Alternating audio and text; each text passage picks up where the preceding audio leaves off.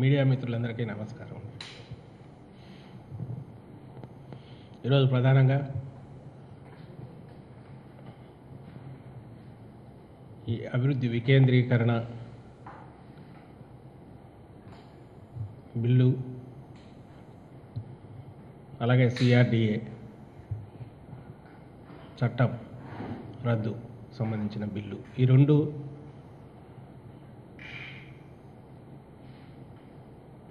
పూర్తిగా ప్రాసెస్ అంతా పూర్తి చేసుకుని లెజిస్లేటివ్ ప్రాసెస్ గవర్నర్ ఆమోదానికి వెళ్ళిన నేపథ్యంలో గత వారం రోజులుగా ఎప్పుడైతే ఈ ఫైనల్ తుది అంకానికి వచ్చి గవర్నర్ గారి ఆమోదం కూడా పొందే తరుణంలో ప్రతిపక్షాలు ముఖ్యంగా దీన్ని ఎలా అడ్డుకోవాలా,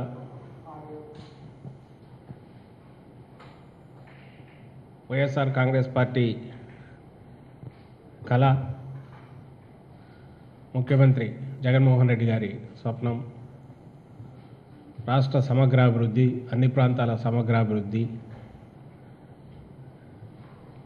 అన్న ఆ డ్రీమ్ను, ఆ విజన్ను ఎలా అడ్డుకోవాలనే కుతంత్రంలో భాగంగా గత వారం రోజులుగా ఎలాంటి దాడి మొదలు పెట్టారనేది అందరూ గమనిస్తూనే ఉన్నారు. ఇది ఈరోజు కొత్తగా వచ్చిన ఇది కాదు.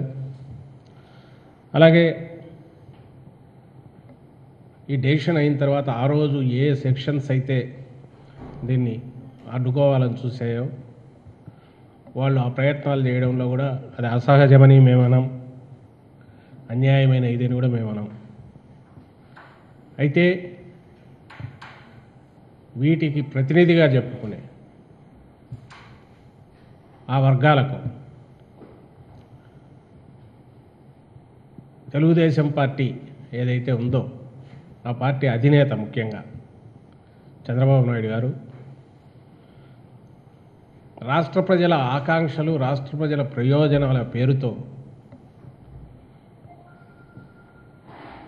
ఒక చిన్న ఏరియాకు సంబంధించి ఆ ప్రదేశంలో కూడా ప్రజలందరికీ సంబంధించిన వ్యవహారం కాదు, వీళ్ళ బినామీలకు సంబంధించిన వ్యవహారాలను రక్షించుకోవడంలో భాగంగా వీళ్ళ బాధలన్నీ ప్రపంచం బాధలన్నట్టు, వీళ్ళకు ఇబ్బందులు కలుగుతున్న ఇబ్బందులన్నీ వీళ్ళ ఆశలన్నీ అడియాశలు కావడం అనేది ప్రపంచం మొత్తానికి సంబంధించిన బాధ అన్నట్టు మరోసారి ఒక పెద్ద డ్రామాకు తెరలేపినట్టుగా మేము భావిస్తున్నాం. లేకపోతే ఎప్పుడైతే మేము ఇది ఏం రహస్యంగా జరిగింది కాదు, ఓపెన్గానే అసెంబ్లీలో పెట్టి చర్చ జరిగింది,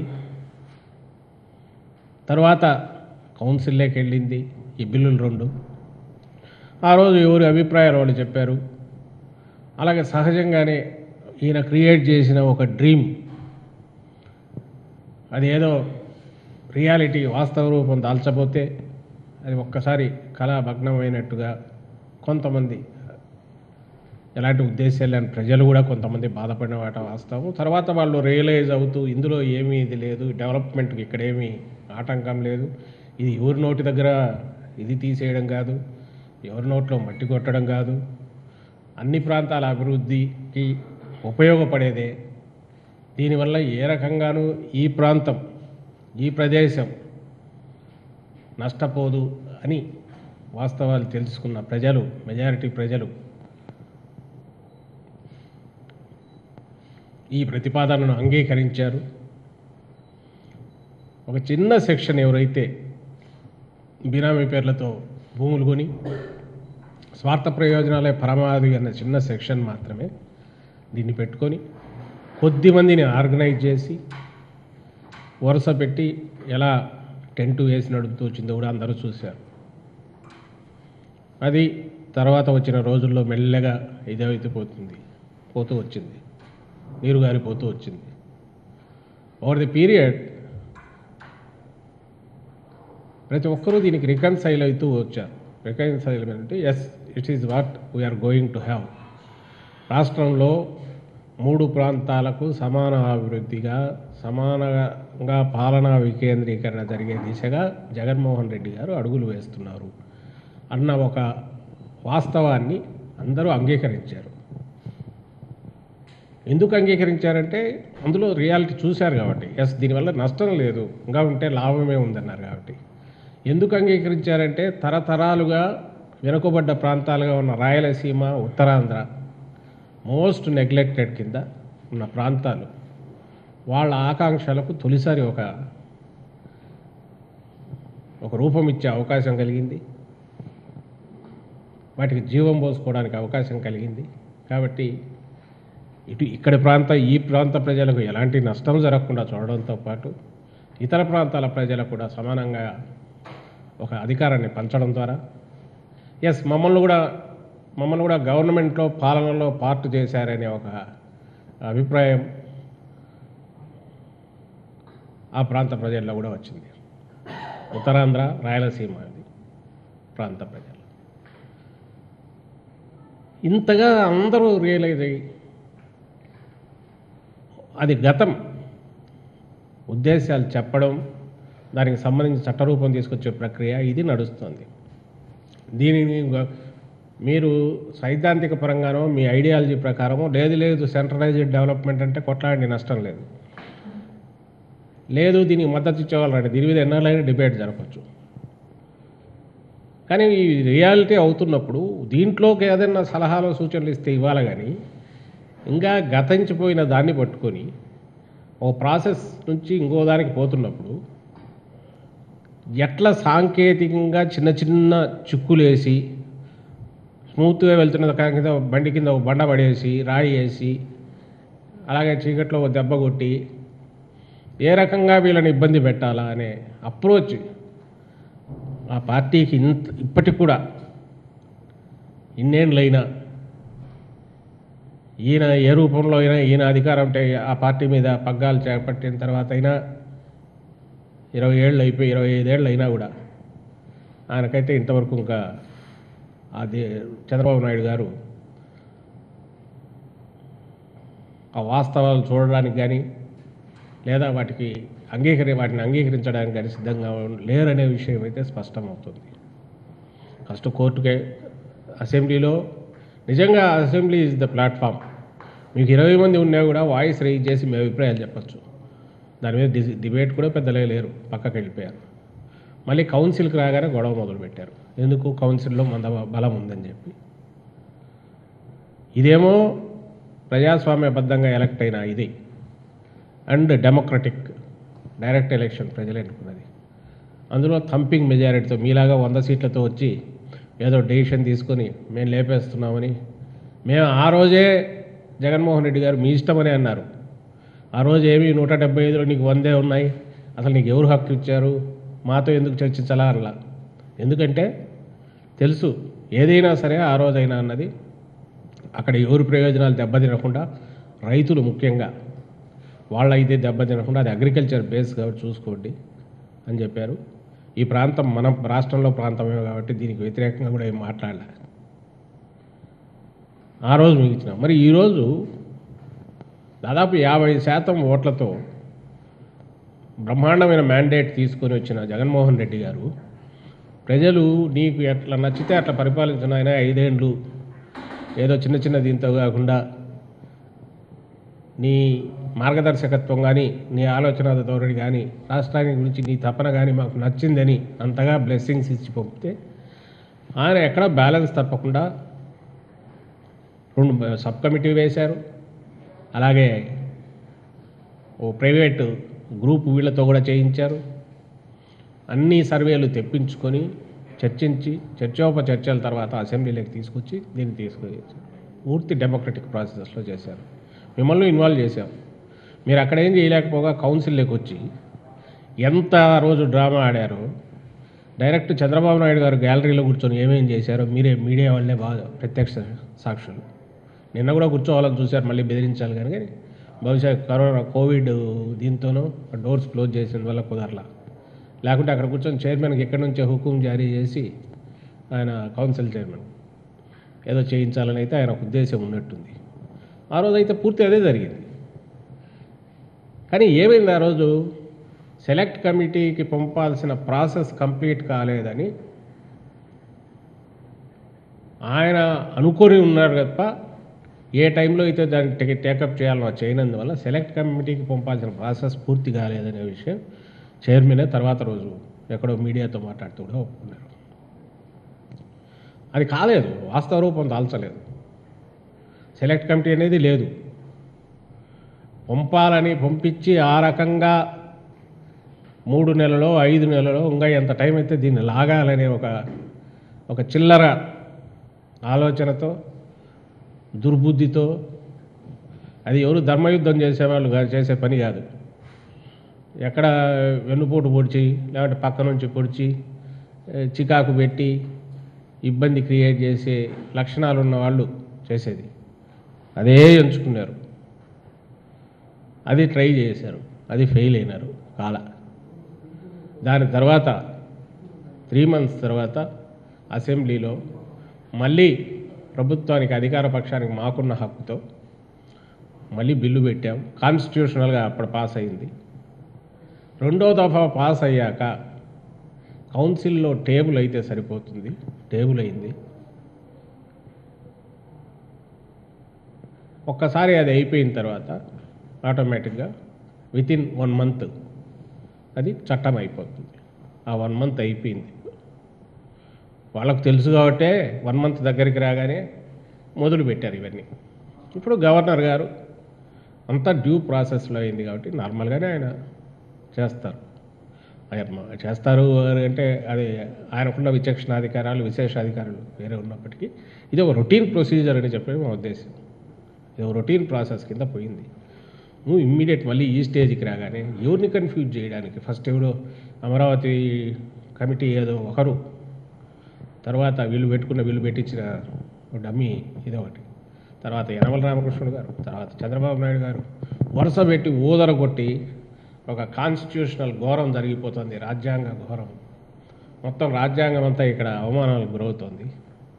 ఆంధ్రప్రదేశ్ రాష్ట్రంలో అందరూ జోక్యం చేసుకోండి, దీన్ని ఈ రాజ్యాంగ ఉల్లంఘనను, రాజ్యాంగానికి ఇక్కడ జరుగుతున్న ప్రమాదాన్ని దీన్ని ఆపండి అంటూ వీళ్ళు రాయడమే కాకుండా వీళ్ళ మిత్రపక్షాలు వాళ్ళతో కూడా మొదలు పెట్టించారు. ఇందులో ఒకటే సింపుల్ క్వశ్చన్, దీనికి పెద్ద టెక్నికల్గా చదవాల్సిన అవసరం లేదు.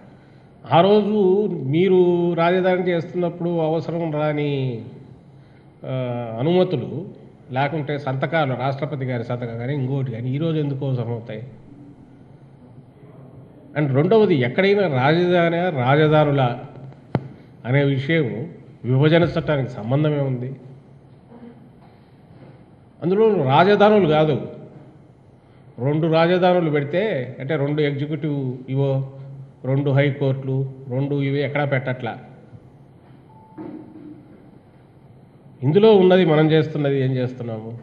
ఉన్న 3 ఒక్కొక్క విభాగం ఒక్కొక్క దగ్గర పెట్టడం ద్వారా ప్రాంతీయ సమతుల్యత, ప్రాంతాల మధ్య సమతుల్యత తీసుకొచ్చే ప్రయత్నం చేస్తున్నాం. అండ్ ఇవి హిస్టరీలో ఎక్కడ చూసినా అన్ని చోట్ల ఉన్నాయి. ఆ రోజు వాళ్ళు చేసినప్పుడు ఎక్కడ సెంట్రల్ పర్మిషన్ అవసరం ఉందని ఎవరు చెప్పలే, లేదు కూడా. ఎవరిని కన్ఫ్యూజ్ చేయడానికి, ఎవరిని దీన్ని తప్పుదారి పట్టించడానికి మీరు ఇలాంటి అనవసరమైనవి కోడిగుడ్డుకు ఈకలు అతికించి మరీ పీకే ప్రయత్నం ఎందుకు చేస్తున్నారనేది మేము నేరుగా ప్రశ్నిస్తున్నాం చంద్రబాబు గారిని.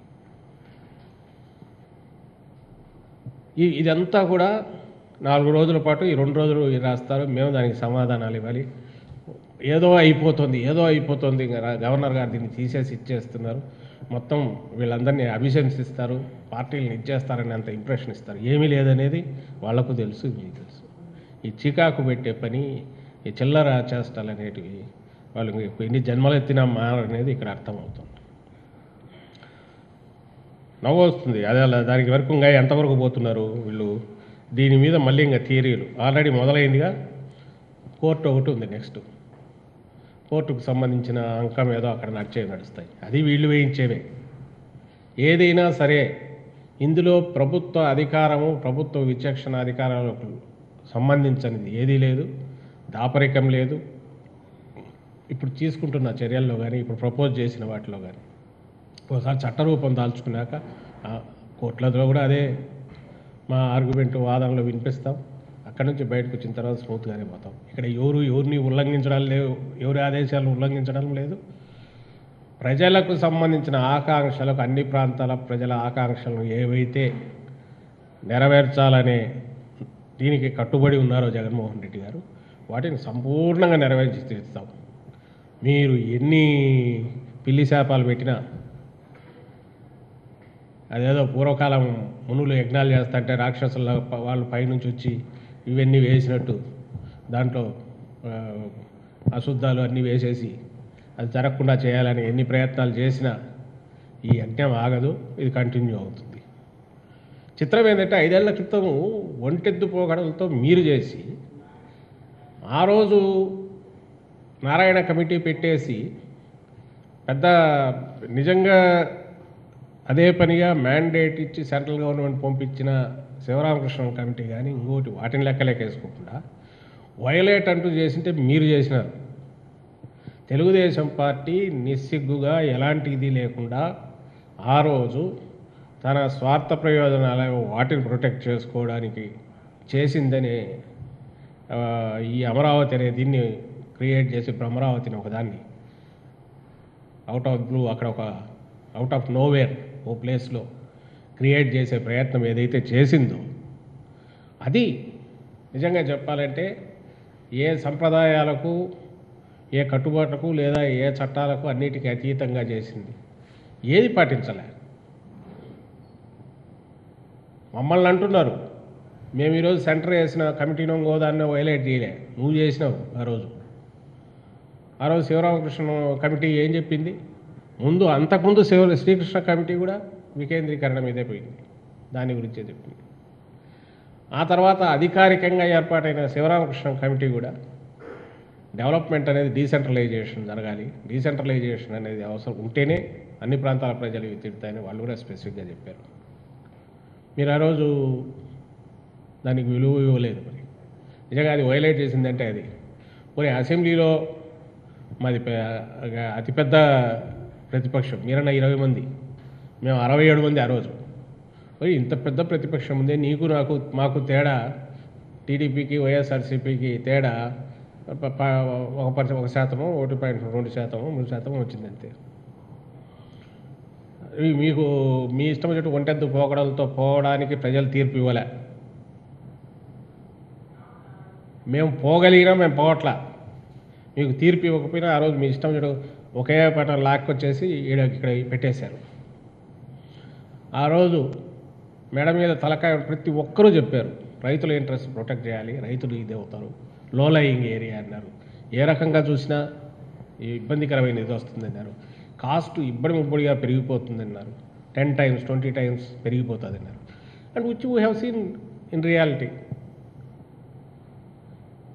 ఇవి వైలేషన్స్, నువ్వు చేసిన వైలేషన్స్. ఆ రోజు నువ్వు నీ కట్టుబాట్లు కానీ నీవు కానీ ఏమీ పాటించలే. ప్రజలంటే గౌరవం లేదు, ప్రజాస్వామ్యం అంటే గౌరవం లేదు, ప్రతిపక్షం అంటే గౌరవం లేదు, కేంద్రం అంటే గౌరవం లేదు, వాళ్ళు పెట్టిన కమిటీలు అంటే గౌరవం లేదు. అది మీరు చేసిన, మేం చేయలే.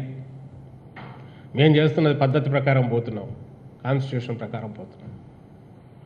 సో ఇది ఒక. రెండవది, దీనికంటే ముఖ్యంగా నేను చెప్పదలుచుకుంది ఏంటంటే assembly, council, whatever the process పూర్తి చేసుకొని గవర్నర్ గారి ఆమోదం పొందడం, చట్టం కావడం, అదే ఒక ప్రాసెస్ అయిపోతుంది, చట్టం అవుతుంది. అండ్ కోర్టులో దాని గురించి ఛాలెంజెస్ ఇంకో పక్కన జరుగుతాయి. కానీ అసలు మేము నేను అడగదలుచుకున్న ప్రశ్న ఏంటంటే, మీరు ఏ వైపు, చంద్రబాబు నాయుడు గారు ఇట అభివృద్ధి వికేంద్రీకరణ జరగాలనేది పూర్వకాలంలాగా సింగిల్ సెంట్రలైజ్డ్ అభివృద్ధి, ఒకటే సిటీ డెవలప్ కావడము, దాంట్లోనే ఉండడం అనేది మోడర్న్, దీనికి పనికిరాదనేది ఇప్పుడు వస్తున్న వాళ్ళందరూ అర్బన్ దీనికి సంబంధించిన సైంటిస్టులు కానీ, ఎన్విరాన్మెంటలిస్టులు కానీ, ఇంకోరు కానీ చెప్తున్నది. గవర్నమెంట్స్ కూడా అదే థింకింగ్లో పోతున్నాయి. చిన్న సిటీలు సెల్ఫ్ సస్టైన్డ్ బేసిస్ మీద సొంతంగా సెల్ఫ్ కంటైన్డ్ సిటీస్ డెవలప్ కావాలి. క్యాపిటల్ అనేది అది ఓన్లీ అడ్మినిస్ట్రేటివ్ దీని కింద ఉంటుంది. దానికి విపరీతమైన ఛామ్ ఉండదు అనేది అమెరికా లాంటి చోట చూస్తే ఉంది. మనం అట్లా కూడా తీసుకోవాల్సిన అసలు, ఎందుకంటే మన కల్చర్ మంది డిఫరెంట్, క్యాపిటల్కి ఇవ్వాల్సిన ఇంపార్టెన్స్ ఇద్దాం. అలాగే ఎందుకంటే ప్రజల్లో దాని మీద ఉన్నాయి కాబట్టి, సెంటిమెంట్లు ఉన్నాయి కాబట్టి. But at the same time ఒక చోటే మొత్తం ఉండాలనేది వద్దు వద్దు వద్దు అందరూ అంటున్నారు. దానికి సంబంధించి నీకు కావాలంటే నువ్వు నేను ఇంతకుముందు అంటే స్టాండ్ తీసుకో, నువ్వు అది ఓపెన్గా చెప్పవు. నీవు ఆ స్టాండ్ ఉన్నాయా? రెండవది వికేంద్రీకరణకు సంబంధించి ఇటు రాయలసీమ ఉత్తరాంధ్రకు సంబంధించి మేము చెప్తున్నాం, ఎస్ అక్కడ ఆ ప్రజల ఆకాంక్షలు తీర్చాలని చెప్పి. మరి మీరు ఓన్లీ ఒక చిన్న ప్రాంతానికి సంబంధించిన వాళ్ళు అనుకుంటున్నారా? మీరు ఉత్తరాంధ్రలో కానీ రాయలసీమ కానీ అభివృద్ధి చెందాలని అనుకోవడం లేదా? దాని మీద మీ స్టాండ్ ఏదో చెప్పాలి. వైజాగ్ ఎగ్జిక్యూటివ్ క్యాపిటల్గా వైఎస్ఆర్ కాంగ్రెస్ పార్టీ జగన్మోహన్ రెడ్డి గారు ప్రతిపాదించారు. అది రియాలిటీ కాబోతోంది, త్వరలో మొదలవుతుంది. కరోనా ఇది కాకపోతే కోర్టు దీనికి లోబడి ఇప్పటికే అయ్యేది. ఇప్పుడు కూడా ఆ ప్రాసెస్ జరుగుతుంది, అది వాస్తవ రూపం దాల్చబోతుంది. మీ స్టాండ్ చెప్పండి. లేదా మీ స్టాండ్ ఈరోజు ఈనాడులో ఒక స్టోరీ వచ్చింది, అదైతే ఈనాడు అనే పత్రిక, మేము దాన్ని అధికార పత్రిక తెలుగుదేశం పార్టీకి అనుకుంటుంటాం. అధికార పత్రికగా వాళ్ళే రంగులు వేసుకొని కొట్టుకుంటున్నారు. ఈరోజు చూస్తే అదేదో ఫాల్ట్ లైన్ ఉంది సముద్రంలోని. మీరు అసలు వైజాగ్లో ఉండే వాళ్ళని భయపెట్టాలనుకుంటున్నారా? మీ రాజధాని దీన్ని ఆలోచన దెబ్బ కొట్టాలనే ఉద్దేశంతో ఇప్పుడు వైజాగ్లో ఉండే ప్రజలను కూడా ప్రశాంతంగా ఉండనేదలుచుకోలేదా అని నేను ప్రశ్నిస్తున్నాను. ఈ పత్రిక నాకు బాగా గుర్తు, నా కెరీర్ మొదలైనప్పుడు అక్కడే చేశాను. 79లోనో 80లోనో స్కైలాబ్ అని అప్పుడు చిన్నది ఒకటి పైనుంచి పడింది. అది 30 కేజీలు 50 కేజీలు ఉంటుంది, చిన్నది. అది శాటిలైట్. ఒక నెలన్నర 2 నెలల పాటు రాష్ట్రాన్ని భయపెట్టి, అసలు నాకు గుర్తుండి, మరి అప్పుడు ఇప్పుడు అంత పెద్దవాళ్ళు ఎవరు లేరు కానీ బయట అందరికీ తెలుసు, నిద్రపోలే. కరోనా కంటే ఎక్కువ భయపడినాను అప్పుడు. అంటే అప్పుడు పత్రిక అదే టీవీలు లేవు కదా, ఇదే లార్జెస్ట్ సర్క్యులేటెడ్. భాష ఇట్లాంటి వాళ్ళు ఒకరిద్దరు తెలిసేమో అప్పుడు ఉన్నది. బంధువులు లీవులు పెట్టి ఊర్లకు పరిగెత్తినారు చచ్చిపోతామని. ఆ స్కైలాబ్ అనేది అంతా చేస్తే చిన్నది భయపెట్టి చేసింది. అది ఎక్కడో పడింది, పోయింది అనుకోండి. కొద్దిమంది ఎవరో వాయిస్ రైజ్ చేశారు, అంత భయపెట్టొద్దు, సైకలాజికల్గా అది హిస్టీరియా కింద మారుతుంది, భయపడతారు జనం అన్నారు. లేదు లాగినారు. అంటే ఎంతవరకు ప్రభావితం చేయగలమో చూడదలుచుకున్నట్టుంది. చూశారు, సక్సెస్ఫుల్గానే చేశారు. ఇప్పుడు నాకు ఈరోజు చూస్తే కరెక్ట్ అది గుర్తొచ్చింది. వైజాగ్లో ఉన్న ఆ లక్షలాది మంది ఇంక వాళ్ళు భయంతో బిక్కుబిక్కుమంటూ ఉండాలనే ఆలోచనలో వీళ్ళు మొదలు పెట్టేట్టున్నారు.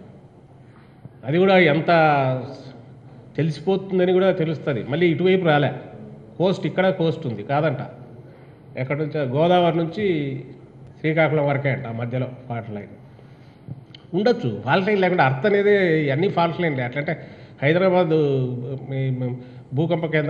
భూకంపాలకు కేంద్రంగా ఉంటుందని అందరూ అన్నది. అంటే ఏం మెసేజ్ ఇవ్వదలుచుకున్నారు? ప్రజలను ప్రశాంతంగా ఉంటుందలుచుకోలేదా? Incidentally this Eenadu started its journey right from there.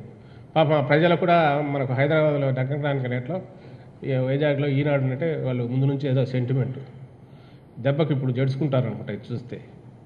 అంటే they are trying to just ఏం పాపం చేసింది ఇంకా వైజాగ్ మీద ఈ లెవెల్ తోసుకుంటూ పోతున్నారంటే, ఇంకా మాకు రాజధాని వద్దని వాళ్ళతో అనిపించాలనే దీనికి పోతున్నట్టుంది. ఇది ఇంతకంటే పాపం ఏముండదు చేస్తున్న పనికి. ఇది అందరికీ తెలుసు. దే మే డినై ఇవి కాదు, మేము అట్లా కాదు, నిజంగా సైంటిఫిక్ ఏదో చెప్తాం. కానీ ఎందుకు పెట్టారో అందరికీ తెలుసు. చంద్రబాబు నాయుడు గారికి తెలుసు, వీళ్లకు తెలుసు, చదివే ప్రజలకు తెలుసు, అరుగు మీద కూర్చొని రచబండ మీద చదివే వాళ్ళకు కూడా తెలుసు. అలాగే తెలుగుదేశం పార్టీ మీకు ఆ ప్రాంతాల మీద అసలు అభిమానం లేదు. మేము ప్రౌడ్గా చెప్పుకుంటాం, మాకు రాష్ట్రం అంతా ఒకటే. ఇప్పుడు ఉదాహరణ అక్కర్లా, ఆ రోజు జగన్మోహన్ రెడ్డి గారు మీరు పెడతారన్నప్పుడు ఓకే అనడంలోనే ఈ ప్రాంతం మీద మాకు అభిమానం ఉంది అనేది అర్థం. అది మీ డెసిషన్. ఆ రోజు మమ్మల్ని అడిగితే చెప్పేవాళ్ళం, డీసెంట్రలైజేషన్ చూడు బాబు, అటు ఇటు పెడితే బాగుంటుందని అని మా నాయకుడు జగన్మోహన్ రెడ్డి గారు చెప్పేవాళ్ళు. మీరు అడగల, సరే మీ డిస్క్రిప్షన్ మీ కాల్, మీకు ఇచ్చిన మ్యాండేట్ ప్రజలు ఇచ్చారు, మీరు చేయండి అన్నారు. పూరి 5 ఏళ్ళు మీరేమన్నా డెవలప్ చేస్తుంటే ఎవరైనా వద్దాం అన్నారా మిమ్మల్ని? ఎందుకు 5,000 కోట్లే ఖర్చు పెట్టారు? అది అబద్ధాలే. 10,000 కోట్లు పెట్టాం, 15,000 కోట్లు ఖర్చు పెట్టామని. 5,600 కోట్లు, ఓ 2,200 కోట్లు బకాయిలు. ఎక్స్పెండిచర్ ఎంత పెట్టింటే ఎంత ఖర్చు చేసినారని చూస్తే 5 ఏళ్లలో 5,000 కోట్లు ఖర్చు పెట్టారు. 5,500 కోట్లు, 600 కోట్లు. నువ్వు 2,90,000 కోట్ల అప్పును 2,60,000 కోట్లకు పెండింగ్ బిల్లులు వేస్తే 3,20,000 కోట్లకు పెంచారే. ఏం పాపం మీకంత అమరావతిని సింగపూర్ లెవెల్లో కట్టాలంటే ఎవరన్నా వద్దన్నారా? ఓ 50,000 కోట్లు దాని మీదన్నా పెట్టిండొచ్చుగా. నిజంగా మీరు అంత పెద్దది కట్టేస్తే తాత్కాలికలని నీళ్లు గారేటివి, వర్షం 4 చుక్కలు పడగానే నీళ్లు గారే, వరదల మాదిరి గారే అసెంబ్లీ సెక్రటేరియట్ మీకు మీరే తాత్కాలిక భవనాల కింద చెప్పుకున్న వాటి మీద అంతంత పెట్టి ఇది చేయకుండా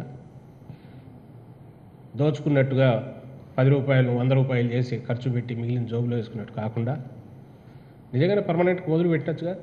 మీరు పెద్ద పెద్ద ఐకానిక్ ఇది కడితే మేమెందుకు పక్క వేరే ఆలోచన ఎందుకు వస్తే జగన్మోహన్ రెడ్డి గారికి? ఆయనకు వేరే పనులు లేవనా? సంక్షేమ పథకాలు ఎన్ని ఉన్నాయి, రాష్ట్రానికి చేయాల్సినవి ఉన్నాయి, అప్పుడు చేసేవాళ్ళం. ఇంకా ఏదైనా ఎస్టాబ్లిష్ కానీ ఉంటే వాటిని డిఫరెంట్ వాటికి పెట్టేసి ఇండస్ట్రీస్ కొంత, వీటికి ఎడ్యుకేషన్ ఇన్స్టిట్యూషన్స్ కొంత చేసేవాళ్ళు డీసెంట్రలైజేషన్. కానీ నువ్వు ఒరిజినల్ ల్యాండ్ ఏ బీడు భూమి పెట్టినావు, వాటి గ్రాఫిక్స్తో ఇది క్రియేట్ చేసినారు, అయిపోయి చేతులు దులుపుకోమినారు. వచ్చిన తర్వాత జగన్మోహన్ రెడ్డి గారు తనకు వచ్చిన అవకాశం ఆయన కూర్చున్నారు, అందరితో కూర్చోబెట్టుకున్నారు, మాట్లాడినారు. Yes, let us have holistic approach పెట్టుకుందాం అంటున్నారు. ఒక సమగ్రమైన ప్లాన్తో రాష్ట్రం మొత్తాన్ని డెవలప్ చేద్దాం, అన్ని ప్రాంతాల ప్రజల సెంటిమెంట్లను గౌరవిద్దాం, వాళ్ళ ఆకాంక్షలకు తగినట్టు ఇచ్చేద్దాం అన్నారు. సో నువ్వు పెట్టింది 5,000 కోట్లు, ఇంకో 2,000 కోట్లు 2,500 కోట్లు మా ప్రభుత్వం నెత్తి మీద పడేసిపోయినావు బకాయిలు వచ్చేసి. దాంట్లో కనీసం ఇప్పుడు లెక్కలు చూసి మేము వేసిన లెక్కల ప్రకారము, మేము ప్రజలకు ఎక్స్ప్లెయిన్ చేసిన దాని ప్రకారము నువ్వు 1,000 రూపాయలది 2,000, 10,000 రూపాయలు, 2,000, 2,500, 7,000, 10,000 నువ్వు పెట్టింది తీస్తే అవి వెనక్కి అన్నీ కొడితే నువ్వు యాక్చువల్ ఖర్చు పెట్టింది నీ జోబులోకి పోయిన పక్కకు తీస్తే మీరు పెట్టింది 2,000 కోట్లు పెట్టింటారు మేము అనుకోవడం, లేకపోతే 3,000 కోట్లు. మిగిలినంతా మీరు మింగేసినారు ఈ 7,000 కోట్లలో బకాయి పెట్టిన దాంట్లో కూడా. ఇది కూడా ఎక్కడ? సెంట్రల్ గవర్నమెంట్ 2,500 కోట్లు ఇచ్చింది. ఈ 2,500 కోట్లు ఎక్కడ మీరే తెలియదు, ఇక్కడ పెట్టలే, అంతా వచ్చింది ఇక్కడ పెట్టారు. పైగా ఈరోజు అడుగుతున్నారు సెంటర్ 2,500 కోట్లు ఇచ్చింది కాబట్టి వాళ్ళకు కూడా ఆన్సర్ ఇవ్వాలి కదా అని. అంటే ఇది ఎక్కడో పెట్టారు, దానికి వాడింది లేదు, నువ్వు సిన్సియర్గా అటెంప్ట్ చేయలే, సెంటర్ను గౌరవించలే ఆ రోజు. ఇన్ని చేసి ఈరోజు వచ్చి ఫైనల్గా ఒక షేప్ తీసుకుంటున్న రాష్ట్రానికి నిజంగా ఒక రియల్ పర్మనెంట్ శాశ్వతమైన ఒక సొల్యూషన్ రాజధాని పరంగా ఏర్పాటవుతున్న తరుణంలో నేను ఇంతకుముందు అన్నట్టు ఈ మహాయజ్ఞంలో దీన్ని ఎట్లా పాడు చేయాలి, ఇది చేయాలనే ఉద్దేశంలో మీరు చేస్తున్న కుట్రలు చెల్లవు, వాటిని అలవ్ కూడా చేయము, ప్రజలే అలవ్ చేయరు, అసహించుకుంటున్నారు మిమ్మల్ని చూస్తే. చేయడానికి చాలా పనులు ఉన్నాయి, క్రిటికల్గా విమర్శించండి, అది చేయకుండా ఇట్లా చేసిన వల్ల ఉపయోగం లేదని చెప్తూ సెలవు తీసుకుంటున్నాను.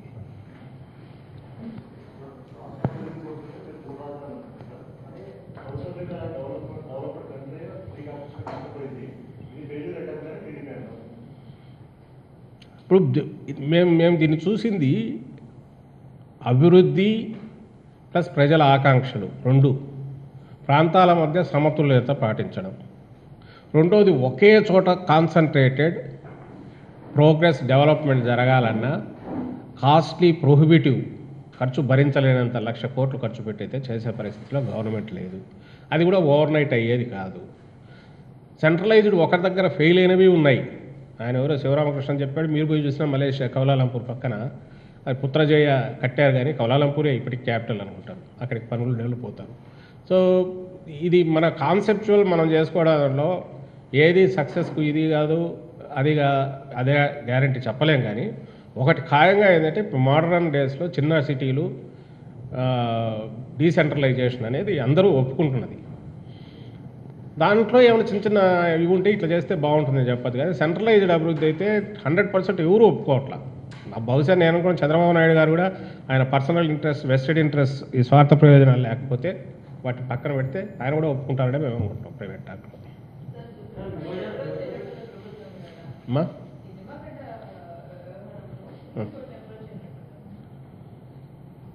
నిమ్మగడ్డ మా టెక్నికల్గా పోయినట్టుండి అంత ఫాలో కాలేదండి. అది ఇప్పుడు ఆయన కలిసినట్టున్నారు కదా, దాని ప్రాసెస్ గవర్నర్ గారు కలిసినట్టున్నారు కదా. మేమేం దాని గురించి అయితే పెద్ద వాట్ ఎవర్ దట్ కోర్స్ తీసుకుంటుందో దాని ప్రకారం పోదాం.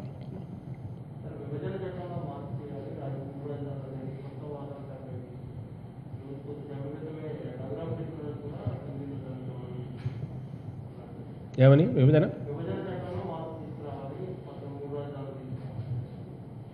విభజన చట్టంలో మార్పులు దాంట్లో ఎప్పుడు క్యాపిటల్ అనేది అది ఒక శాంక్టిటీ ఒకటి ఉండాలని లేదు, రెండు ఉండాలని లేదు. దానికి ఏం ఎట్లంటే మనం ఇంతకుముందు ఉన్నప్పుడు కూడా ఒక్కొక్క ఏరియాలో ఒక్కొక్కటి ఉన్న సందర్భాలు ఉన్నాయి.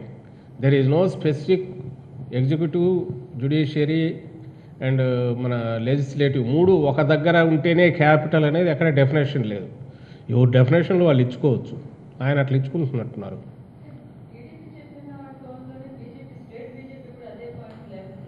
అదే చిత్రంగా ఉంది. వాళ్ళు అంటే సెంటర్కి రాసుకోవచ్చు. ఇక్కడ ఎందుకు చేస్తున్నారు? ఏదో వాళ్ళ మధ్య ఒక సెక్షన్ ఏదో వాళ్ళు కలవాలని చూస్తున్నట్టుంది. అందుకే వీళ్ళు కోరస్ ఇక్కడ కాగానే అక్కడ మొదలవుతుంది. అది నిజంగా అయితే వాళ్ళ సెంట్రల్ పార్టీ దీని ప్రకారం పోవాలి. వాళ్ళేమో సెంటర్ ఎప్పుడు అడిగినా కూడా వాళ్ళు ఓపెన్గానే చెప్తున్నారు that is states call, state governments డిస్క్రిప్షన్లో ఉండేది, సెంటర్కి సంబంధం లేదు. మేము వాటెవర్ మేము చేయగలిగిన సహాయం చేస్తాము, ఆ తర్వాత state government should take a call అనేది వాళ్ళ స్టాండ్ ఉంది. మరి ఈ యూనిట్కు వీళ్ళ దారిన వీళ్ళు ఎట్లా ఇస్తున్నారు కూడా అదే అర్థం కావట్లేదు.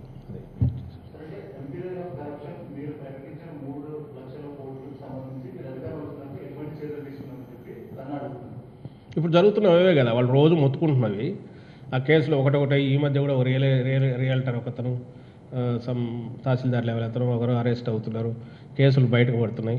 పకడ్బందీగానే అదే అవుతుంది అనిపిస్తుంది. అదే నేను అంటున్నా, ఓవర్ నైట్ చేస్తే మీరు ఎవరన్నా తప్పు పట్టాలి. డ్యూ ప్రాసెస్లోనే చేస్తున్నాం. దాని మీద సిట్ వేశారు, అది ఎంక్వైరీ జరుగుతుంది. అందరూ దీని కింద వస్తారు. అయితే పీస్ మీల్గా జరుగుతుంటాయి. ఒకసారి కంప్లీట్ అయిన తర్వాతనే ఆ పిక్చర్ షేప్ అని ఉంటుంది. ఇప్పుడు ఐ థింక్ ఒక 5-6 అరెస్ట్ అయినట్టున్నారు, నడుస్తున్నాయి కేసు, అన్నీ బయటకు వస్తాయి చేసేసి. Hello, this is Renu Desai. Please subscribe to iDream. Subscribe iDream. Please subscribe iDream. Please subscribe to iDream. For more videos, subscribe iDream. Hi, this is Revati Chaudhary. For more videos, please subscribe iDream. For more videos, please subscribe iDream. మీరందరూ కూడా iDream ఛానల్ని subscribe చేయాలని కోరుకుంటున్నాను. I'm Sucharita, Home Minister of Andhra Pradesh. For more videos, subscribe iDreams.